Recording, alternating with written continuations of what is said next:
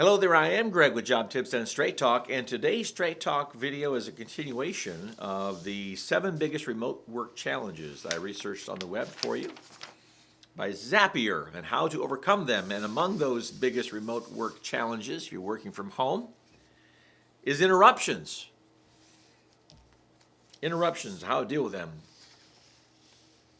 It says the good news is when you work from home, you avoid coworkers dropping by and other office interruptions. Someone's birthday, let's have a birthday cake celebration, right? Let's go to the break room. The bad news is you'll likely have to deal with the other kinds of interruptions and distractions, whether it's a UPS delivery person, a family member stopping in, or something else happening unannounced. He writes, it is especially hard if you have very young kids who don't understand that they can see you, but not that you're available to play.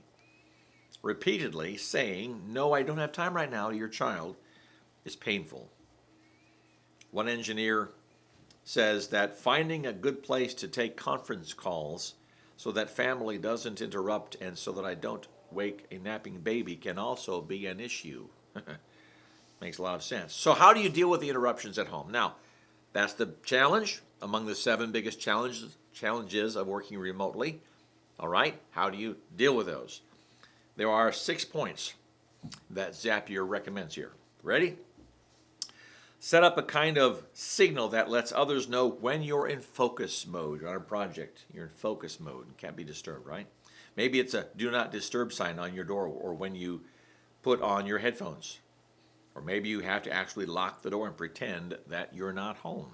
Now, I'll take a pause from this for a moment because many years ago, I had remote work. And I did that, for about 15 years. And my kids knew that when the door is shut, Dad's at the office downtown somewhere. Pretend that I was not in the house. You just have to accept that.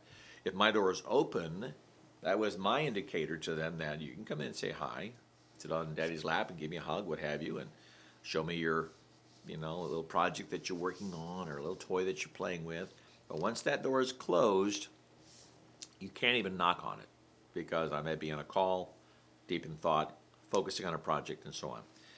So that was my signal to let them know when I was available or when I was in focus mode. My door was just closed in those times, and they knew that Dad's not home. Also, explain why it's important for you to avoid interruptions, that they break your concentration and make your work 10 times harder, which is the case. Number 3, for young kids, getting childcare is a must, unless you plan on working only when they are asleep. That assumes that you're a remote worker who also is tending to the kids, right? So in my case, my wife stayed at home, so she tended to the children while I was working, so it wasn't an issue for me. But there are many remote workers who have the kids at home with them. And if you don't have someone to help you with the kids, you really need to in terms of minimizing the interruptions to your work.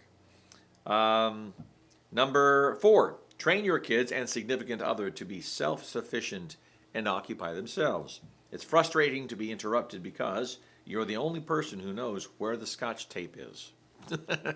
Can they not find it for themselves, right? Another way to deal with interruptions at home, number 5 of 6, keep consistent work hours. To the extent that you can, but try to keep consistent work hours. Simply don't answer calls during work and perhaps even invent meetings if you have to.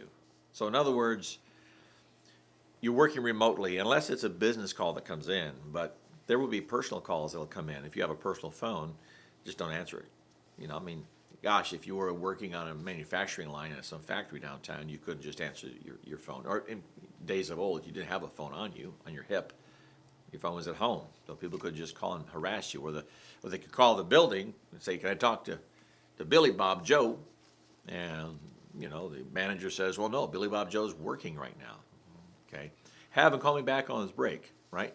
Well, you can look at that. You can look at this in similar fashion when you're working remotely.